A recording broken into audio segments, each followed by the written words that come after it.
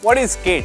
Well, GATE stands for Graduate Aptitude Test in Engineering, and like the name of it, this exams actually acts as a gateway for opportunities of all the engineering students. Once you clear this exam, you have the option to join the best PSUs of India like ONGC, IOCL, HPCL, etc. You can do MTech from top institutes of India like IITs and IASC.